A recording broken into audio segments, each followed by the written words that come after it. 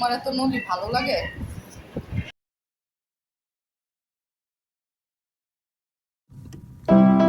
আসসালামু আলাইকুম ভালোবাসার ভাইয়ারা আপুরা, যে যেখানেই আছেন আশা করছি ভালো আছেন। আলহামদুলিল্লাহ আমরাও সবাই ভালো আছি। এই তো আমার বাচ্চারা আজকে বাবার সাথে দাওয়াতে যাচ্ছে, আকিকার দাওয়াত।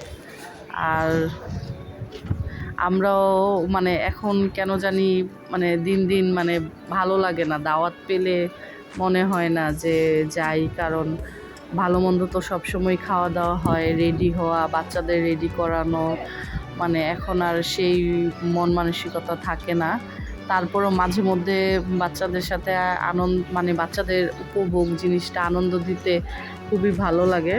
তো আজকে ওর বাবাই নিয়ে যাচ্ছে। এইখানে আমার ছেলেরা, হাজব্যান্ড, লাল শার্ট দেখা যাচ্ছে, এই যে লাল শার্ট, এই যে লাল শার্ট, আমার হাজব্যান্ড বসে খাচ্ছে। আলহামদুলিল্লাহ সবাই খুশি দাওয়াত পেয়ে। আসলে আমি যাইনি কারণ বাসার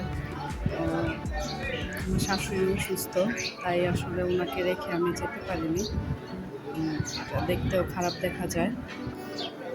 এই তো এখন ওরা খাওয়া দাওয়া শেষ করে ফেলেছে। এর আগ মুহূর্ত পর্যন্ত আমি দাঁড়িয়েই ছিলাম, কারণ বাসার পাশে জানালা দিয়ে দেখা যাচ্ছে। আসলে আমার মনে হয় আমার ছেলেরা আমার থেকে দূরে গেলেই আমার খুবই খারাপ লাগে, কেন জানি মানে পারি না, যে যদি চোখের সামনে থাকে যতটুকু পর্যন্ত দেখা যায় তাকিয়েই থাকি। ওই যে আমার পিছনে আমার ছেলেও আসতেছে, বড় ছেলে। আর আমার বাচ্চাদের আসলে সবাই কম বেশি অনেক বেশি আদর করে, কারণ তারা এত মানে দৌড়াদৌড়ি করে না এভাবে। আর এই তো আমার ছেলে গুছগাছ করতেছে, রাত হয়ে গেছে।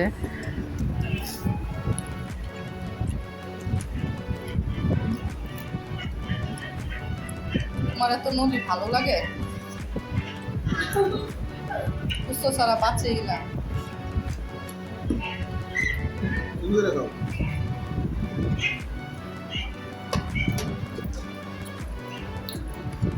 খাওয়া দাওয়া শেষ করে আবার হাঁটার ক্রেভিং উঠেছে, তারা হাঁটাহাঁটি করেছে বাবার সাথে, হেঁটে তাদের আবদার পূরণ করে এখন উঠে আসতেছে।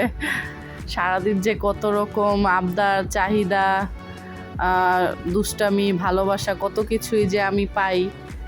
আর তাদের জন্য সবসময় দোয়া করবেন, তারা যেন সুস্থ সবল থাকে।